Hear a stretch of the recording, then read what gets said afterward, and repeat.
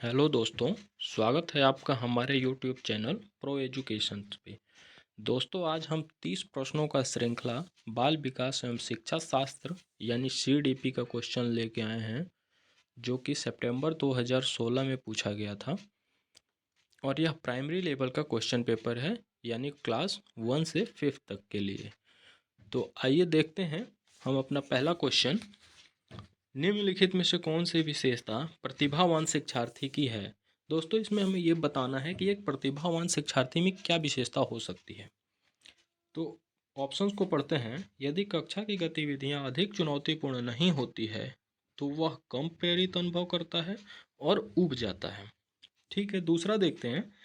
वह बहुत ही तुनक मिजाज हो जाता है। तीसरा है, वह रस्मी व्यवहार करता है।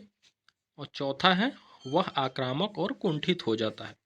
तो दोस्तों, इसमें एक प्रतिभावान शिक्षार्थी की जो विशेषता होती है वह कुंठित नहीं हो सकता, यानी ये ऑप्शन गलत हो जाएगा।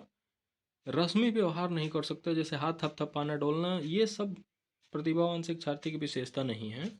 तुनक मिजाज यानी चिड़चिड़ा हो जाना, यह भी एक प्रतिभावान शिक्षार्थी की विशेषता नहीं है। तो इसमें हमारा ऑप्शन निकल के आता है पहला, जो कि राइट आंसर हो जाएगा। दूसरे क्वेश्चन की तरफ चलते हैं।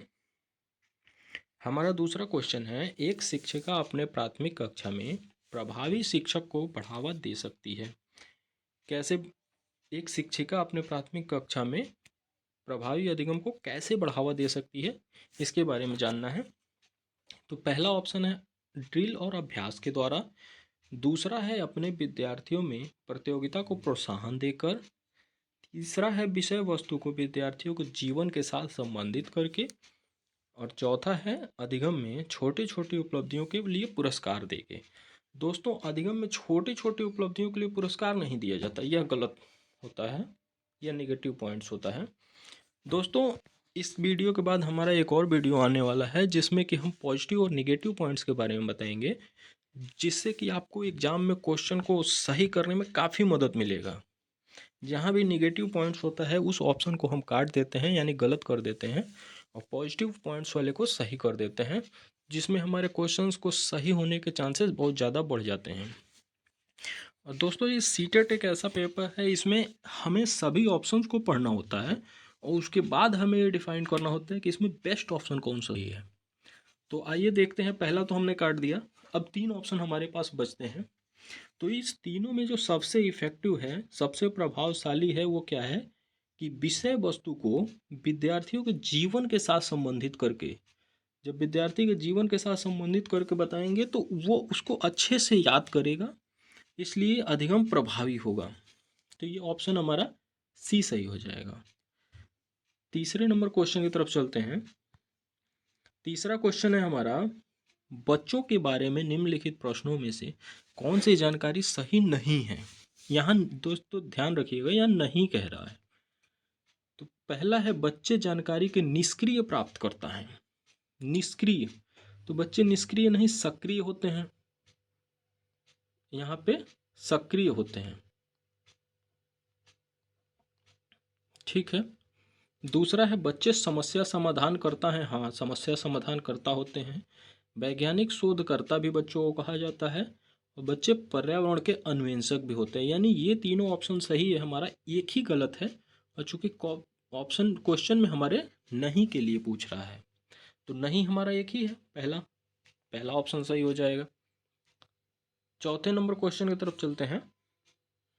चौथा है, विद्यार्थियों में संप्रत्यात्मक विकास को प्रोत्साहन देने के लिए निम्नलिखित में से कौन सी विधि सबसे प्रभावशाली है। ठीक है, देखते हैं ऑप्शन। याद करने के लिए कहकर विद्यार्थी के गलत विचारों को सही विचारों में बदलना। दोस्तों, ये विद्यार्थी के गलत विचार को सही विचार में तो नहीं बदला जा सकता है, तो यह ऑप्शन हमारा सही नहीं होगा। दूसरा देख लेते हैं, विद्यार्थियों को बहुत से उदाहरण देना और उन्हें तर्क शक्ति का उपयोग करने के लिए प्रोत्साहित करना। जहाँ प्रोत्साहन की बात आएगी वह एक पॉजिटिव पॉइंट्स होता है, यानी हम इसको सही कर सकते हैं।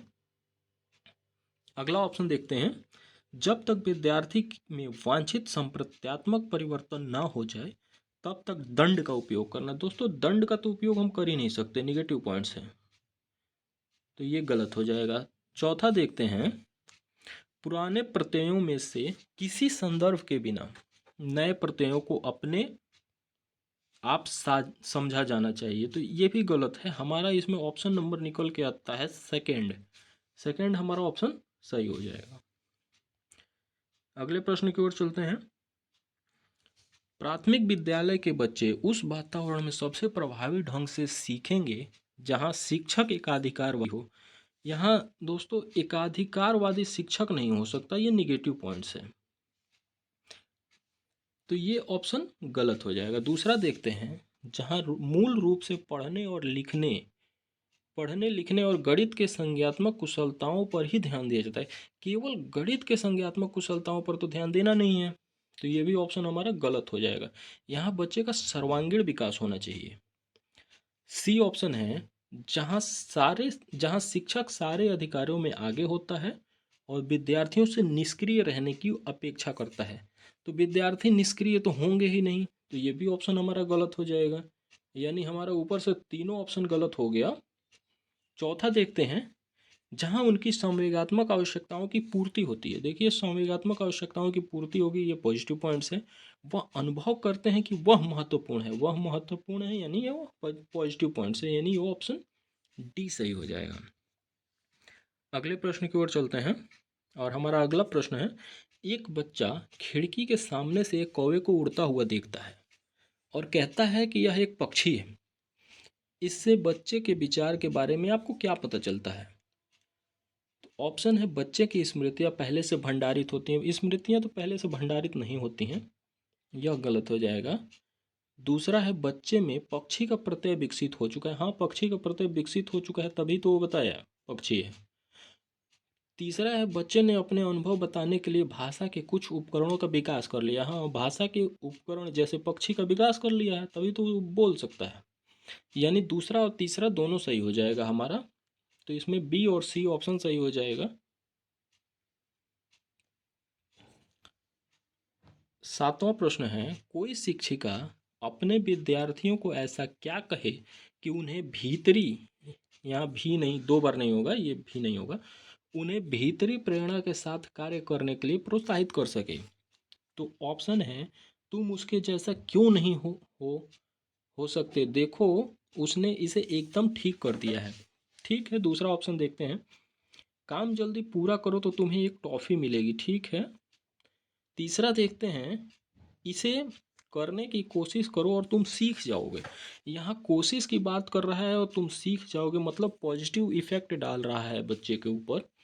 और चौथा है, चलो इसे उसके करने से पहले समाप्त कर लो। तो इसमें सबसे ज़्यादा जो इफेक्टिव ऑप्शन है वो थर्ड है, सी है। क्वेश्चन नंबर 8 की तरफ चलते हैं और हमारा अगला प्रश्न है, कोई शिक्षिका अपने विद्यार्थियों को अध्ययन करने हेतु आंतरिक रूप से उत्प्रेरित करने के लिए, यहाँ प्रवेश नहीं होगा, आंतरिक रूप से उत्प्रेरित करने के लिए कैसे प्रोत्साहित कर सकती है? तो आंतरिक रूप से उत्प्रेरित करना है बच्चों को, तो पहला है हमारा प्रतियोगिता परीक्षण से। ठीक है, प्रतियोगिता परीक्षण कराया जा सकता है। व्यक्तिगत लक्ष्य निर्धारित करने और उनमें निपुणता पाने में उन्हें मदद देकर। ठीक है। साफ दिखाई पड़ने वाले इनाम जैसे टॉफ़ी देकर, ये भी ठीक है। उनमें डर और चिंता, यह निगेटिव पॉइंट्स होता है, तो ये तो होगा ही नहीं। डी ऑप्शन तो बिल्कुल नहीं होगा। बच गया तीन। इन तीनों में सबसे ज़्यादा इफेक्टिव है व्यक्तिगत लक्ष्य निर्धारित करने, यानी ऑप्शन नंबर बी हमारा सही हो जाएगा। अगला प्रश्न है, किसी प्रारंभिक कक्षा में प्रभावशाली शिक्षा का उद्देश्य विद्यार्थियों को उत्प्रेरित करना होता है। इसमें ऑप्शन है हमारा, लौट कर याद करने के लिए, जिससे भी प्रत्यास्मरण करने में अच्छे बने। ठीक है। दंडात्मक उपायों का प्रयोग करके, दंडात्मक जहाँ आ गया ये गलत है। ऐसे काम करने के लिए जिससे परीक्षा का अंत में अच्छे अंक पा सके, केवल अच्छे अंक ही पाना यह उद्देश्य नहीं होना चाहिए, यह भी गलत है। सीखने के लिए जिससे यहाँ मैं नहीं होगा। सीखने के लिए जिससे वे जिज्ञासु बने और सीखने के लिए ही सीखना पसंद करें। तो सीखने के लिए ही सीखना पसंद करें, यानी सबसे जो सटीक हमारा ऑप्शन है वो ऑप्शन नंबर डी हो जाएगा। आइए अगले प्रश्न की ओर चलते हैं। 10वां है हमारा, निम्नलिखित में से कौन सा उदाहरण प्रभावशाली विद्यालय की प्रथा का है। कौन सा उदाहरण जो है प्रभावशाली विद्यालय की प्रथा का है। तो इसमें देखते हैं शारीरिक दंड आ गया, मतलब तो ये हो ही नहीं सकता। व्यक्ति सापेक्ष अधिगम ठीक है, देखते हैं। प्रतियोगितात्मक कक्षा ठीक है, प्रतियोगितात्मक कक्षा भी ठीक है। निरंतर तुलनात्मक मूल्यांकन, हमेशा तुलनात्मक मूल्यांकन तो किया ही नहीं जा सकता। प्रतियोगितात्मक कक्षा किया जा सकता है। और व्यक्ति सापेक्ष अधिगम, तो सबसे जो इफेक्टिव पॉइंट्स है वो हमारा है ऑप्शन नंबर बी, व्यक्ति सापेक्ष अधिगम। और क्वेश्चन नंबर 11, विकास का सिर पदाभिमुखी दिशा सिद्धांत की व्याख्या करता है कि विकास इस प्रकार आगे बढ़ता है। ये दोस्तों बहुत ही इंपॉर्टेंट क्वेश्चन है और ये लगभग हर बार पूछा जाता है और बहुत आसान है। विकास का पदाभिमुख दिशा सिद्धांत व्याख्या करता है। विकास हमेशा क्या है ना कि सिर से पैर की ओर चलता है। दोस्तों ध्यान रखिएगा, विकास हमेशा सिर से पैर की ओर चलता है और केंद्र से बाहर की ओर चलता है, ये भी ध्यान रखिएगा। सिर से पैर की ओर और केंद्र से बाहर की ओर, तो यहाँ सिर से पैर की ओर है तो ये ऑप्शन हमारा सही हो जाएगा। और केंद्र से बाहर की ओर भी होता है, ये भी ध्यान रखिएगा। क्वेश्चन नंबर 12 है हमारा, भाषा विकास के लिए सबसे संवेदनशील समय कौन सा होता है। बच्चे के विकास, इसमें दोस्तों ध्यान रखना है ये प्राइमरी लेवल का क्वेश्चन है, तो इसमें हमें उसी बच्चे के बारे में ज़्यादा सोचना है जो कि 1 से कक्षा 5 तक के ही विद्यार्थी होते हैं। तो उसी को ध्यान में रखते हुए हमें ये इस ऑप्शन को सही करना होता है। तो ऑप्शन है हमारा मध्य बचपन का समय, ठीक है। मध्य बचपन का समय यानी 6 से 8 साल माना जा सकता है, 6 से 8 साल। और सॉरी 6 से 8 साल नहीं होगा, इसको हम 8 से 10 साल मान सकते हैं।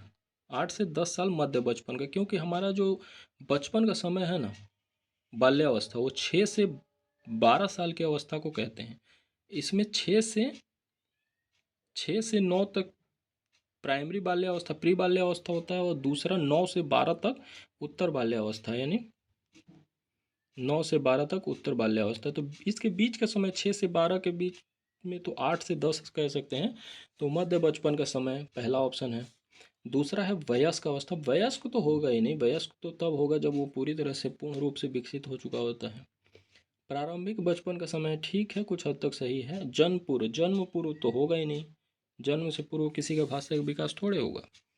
तो इसमें जो सबसे इफेक्टिव पॉइंट्स है, यहाँ मध्य बचपन था जो 8 से 10 साल था, और ये प्रारंभिक बचपन है जो 6 से 9 साल है। तो भाषा का सबसे ज़्यादा विकास 6 से 9 साल में होगा, यानी प्रारंभिक अवस्था सही इसका उत्तर हो जाएगा। अगला प्रश्न देखते हैं 13 नंबर। एक 6 वर्ष की लड़की खेल कूद में असाधारण योग्यता का प्रदर्शन करती है। उसके माता पिता दोनों ही खिलाड़ी हैं। उसे नित्य शिक्षण प्राप्त करने भेजते हैं, सप्ताहांत में उसे प्रशिक्षण देते हैं। बहुत संभव है कि उसकी क्षमताएं निम्नलिखित दोनों के बीच परस्पर प्रतिक्रिया का परिणाम होंगी। पहला है वृद्धि और विकास, ठीक है। दूसरा है स्वास्थ्य और प्रशिक्षण। तीसरा है अनुशासन और पौष्टिकता। और चौथा है अनुवांशिकता और पर्यावरण। तो इसमें जो सबसे ज़्यादा इफेक्टिव है ये ऑप्शन हमारा अनुवांशिकता और पर्यावरण है। क्वेश्चन नंबर 14 है, निम्नलिखित में से कौन से सामाजिकरण के गौण वाहक हो सकते हैं। दोस्तों यहाँ गौण वाहक कह रहा, प्राथमिक नहीं कह रहा। अगर प्राथमिक कहता तो प्राथमिक में सबसे पहले परिवार आता है, लेकिन प्राथमिक के बाद कह रहा है, गौण वाहक कह रहा। तो परिवार प्राथमिक है, यहाँ परिवार है, ये प्राथमिक हो जाएगा। ये परिवार है, प्राथमिक हो जाएगा। ये परिवार है, प्राथमिक हो जाएगा।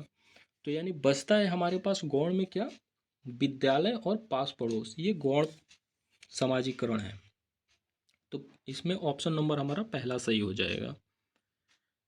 प्रश्न संख्या 15, लेव वाइगोत्स्की के अनुसार संज्ञानात्मक विकास का मूल कारण है। तो संज्ञानात्मक विकास का मूल कारण इस ऑप्शन है सामाजिक अन्योन्यक्रिया, मानसिक प्रारूप, स्कीमा। स्कीमा हमेशा आता है, ये जीन पियाजे के द्वारा दिया गया है।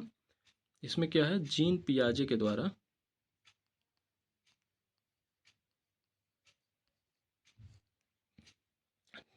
और तीसरा है उद्दीपक अनुक्रिया युग्मन और चौथा है संतुलन। तो इसमें लेव वाइगोत्स्की के अनुसार जो संज्ञानात्मक विकास है वह हमारा ऑप्शन नंबर 1 है, सामाजिक अन्योन्यक्रिया। क्वेश्चन नंबर 16 है, किसी बच्चे का दिया गया विशिष्ट उत्तर कोहलबर्ग के नैतिक तर्क के सोपानों की विषय वस्तु के किस सोपान के अंतर्गत आएगा। बच्चा कह रहा है कि यदि आप ईमानदार हैं तो आपके माता पिता आप पर गर्व करेंगे, इसलिए आपको ईमानदार रहना चाहिए। ये बच्चे का तर्क है, ये बताना है हमें कि ये कोहलबर्ग के किस नैतिक तर्क के सोपान की व्याख्या करता है। तो इसमें हमारा ऑप्शन है सामाजिक संकुचन अनुकूलन, दूसरा है अच्छी लड़की अच्छा लड़का अनुकूलन, तीसरा है कानून और व्यवस्था अनुकूलन, चौथा है दंड आज्ञाकारिता अनुकूलन। तो इसमें हमारा अच्छी लड़की और अच्छा लड़का अनुकूलन होगा। क्वेश्चन नंबर 17, जीन पियाजे के अनुसार अधिगम के लिए निम्नलिखित में से क्या आवश्यक है। इसमें देखना है अधिगम के लिए क्या आवश्यक है, लेकिन ये किसके अनुसार, जीन पियाजे के अनुसार। तो जीन पियाजे के अनुसार पहला ऑप्शन है वयस्कों के व्यवहार का अवलोकन। वयस्क के व्यवहार का तो अवलोकन हमें करना ही नहीं है, तो ये ऑप्शन तो हमारा गलत हो जाएगा। ईश्वरीय न्याय पर विश्वास, ईश्वरीय न्याय पर विश्वास, ठीक है, देखते हैं। शिक्षक और माता पिता द्वारा पुनर्बलन और शिक्षार्थी के द्वारा पर्यावरण की सक्रिय खोजबीन। तो इसमें हमारा सबसे ज़्यादा इफेक्टिव है शिक्षार्थी के द्वारा, क्योंकि हमें हमारा जो विद्यालय होता है ना, वो शिक्षार्थी को ध्यान में रखकर बालक केंद्रित विद्यालय कहते हैं, यानी बालक का ही सर्वांगीण विकास को ध्यान में रखा जाता है। तो शिक्षार्थी के द्वारा पर्यावरण की सक्रिय खोजबीन, तो यह सबसे इफेक्टिव पॉइंट्स है, ऑप्शन नंबर डी। अगला प्रश्न, प्रश्न संख्या 22 है, लिंग क्या है। लिंग एक शारीरिक संरचना है, सहज गुण है, सामाजिक संरचना है कि जैविक सत्ता है। तो दोस्तों लिंग क्या है, एक सामाजिक संरचना है। क्वेश्चन नंबर 23, लेव वाइगोत्स्की के समाज संरचना सिद्धांत में दृढ़ विश्वास रखने वाले शिक्षक के नाते आप अपने बच्चे के आकलन के लिए निम्नलिखित में से किस विधि को वरीयता देंगे। यहाँ देखना है कि बच्चे के आकलन के लिए किस विधि को वरीयता देना है। और पहला है मानकीकृत, ठीक है। दूसरा तथ्यों पर आधारित प्रत्यास्मरण के प्रश्न। तीसरा है वास्तुपरक बहुविकल्पीय प्रकार के प्रश्न। और चौथा है सहयोगी प्रोजेक्ट। तो इसमें सबसे ज़्यादा इफेक्टिव होगा हमारा सहयोगी प्रोजेक्ट। क्वेश्चन नंबर 24, अपनी कक्षा की व्यक्तिगत भिन्नताओं से निपटने के लिए शिक्षक को क्या चाहिए, ये ध्यान रखना है। बच्चों को उनकी अंकों के आधार पर अलग अलग उनको नामित करें। अंकों के आधार पर नामित तो नहीं करना चाहिए। दूसरा है बच्चों से बातचीत करें और उनके दृष्टिकोण को महत्व दे। हाँ, उनके दृष्टिकोण को महत्व देना, यह पॉजिटिव पॉइंट्स है, ये सही हो सकता है। आगे भी ऑप्शन देखते हैं। विद्यार्थियों के लिए कठोर नियम तो लागू करना ही नहीं है ना, यह गलत हो जाएगा। अंक के आधार पर अलग अलग नहीं करना है, यह भी गलत हो जाएगा। और डी है शिक्षण और आकलन के समान और मानक तरीके हैं, ये भी ऑप्शन हमारा गलत हो जाएगा। सबसे इफेक्टिव क्या है, बच्चों से बातचीत करें और उनके दृष्टिकोण को महत्व दें, ठीक है। क्वेश्चन नंबर 25, आकलन उद्देश्यपूर्ण होता है। आकलन कब उद्देश्यपूर्ण होता है, ये ध्यान रखना है। यदि इससे विद्यार्थियों और शिक्षकों को प्रतिपुष्टि फीडबैक प्राप्त हो, ठीक है। केवल एक बार वर्ष के अंत में हो, ठीक है। तीसरा है विद्यार्थियों की उपलब्धियों में अंतर करने के लिए तुलनात्मक मूल्यांकन किया जाए। ठीक है। चौथा देखते हैं डैश सॉरी चौथा है विद्यार्थियों से भय और तनाव का संचार हो। विद्यार्थियों में भय और तनाव, तो भय और तनाव तो करना ही नहीं है, यह हमारा निगेटिव पॉइंट्स हो जाता है। तो इसमें सबसे इफेक्टिव है कि आकलन हमें तब क्यों करना चाहिए, क्यों उद्देश्यपूर्ण होगा कि उसका हमें प्रतिपुष्टि यानी फीडबैक प्राप्त हो और उसके फीडबैक के आधार पर हम उसे शिक्षा देंगे। क्वेश्चन नंबर 26 है राष्ट्रीय पाठ्यचर्या चर्चा की रूपरेखा एनसीएफ 2005 के अनुसार शिक्षक की भूमिका है। एनसीएफ 2005 के अनुसार शिक्षक की भूमिका क्या है? अधिनायकीय, अधिनायक तो होना ही नहीं चाहिए। दूसरा अनुमति पूरक भी नहीं होना चाहिए। सुविधादाता, सुविधा दें तो ठीक है। सत्तावादी तो होना ही नहीं चाहिए। यानी इसमें ऑप्शन है हमारा सी सबसे ज़्यादा इफेक्टिव है।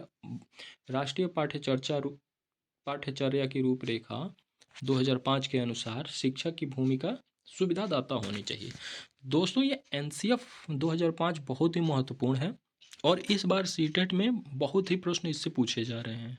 तो एनसीएफ 2005 पे भी हमारा एक वीडियो आने वाला है जो कि उससे संबंधित सभी महत्वपूर्ण क्वेश्चंस को कवर किया गया है। तो आइए अगले प्रश्न की ओर चलते हैं। प्रश्न संख्या 27। अनुसंधान सुझाते हैं कि एक विविध कक्षा में अपने विद्यार्थियों से शिक्षिका की अपेक्षाएं विद्यार्थियों के अधिगम डैश है का एकमात्र निर्धारक होता है। दूसरा है के साथ संबंधित नहीं माना जाना चाहिए। तीसरा है पर कोई प्रभाव नहीं छोड़ती है और चौथा है पर महत्वपूर्ण प्रभाव छोड़ती है। तो क्या है कि ये ऑप्शन हमारा डी सही हो जाएगा कि विद्यार्थियों के अधिगम पर महत्वपूर्ण प्रभाव छोड़ती है। 28 हो जाएगा विशेष आवश्यकता वाले बच्चों को शामिल करना क्या है, इसमें देखना है हमें। पहला है जिनमें क्षमता ना हो उन बच्चों के लिए हानिकारक है। दूसरा है विद्यालयों पर भार बढ़ा देगा। तीसरा है शिक्षण के प्रति दृष्टिकोण विषय वस्तु और धारणा परिवर्तन की अपेक्षा रखता है। चौथा है एक काल्पनिक लक्ष्य है। तो इसमें हमारा ऑप्शन नंबर 3 सही, सी सही हो जाएगा। शिक्षण के प्रति दृष्टिकोण विषय वस्तु और धारणा परिवर्तन की अपेक्षा रखता है। अगला प्रश्न देखते हैं। विविध प्रकार की सामाजिक, आर्थिक और सांस्कृतिक पृष्ठभूमि के बच्चे से युक्त कक्षा सभी विद्यार्थियों के अधिगम अनुभवों को बढ़ाती है। यह कथन है क्या है? पहला देखना है सही है क्योंकि बच्चे अपने साथियों से अनेक कौशल सीखते हैं।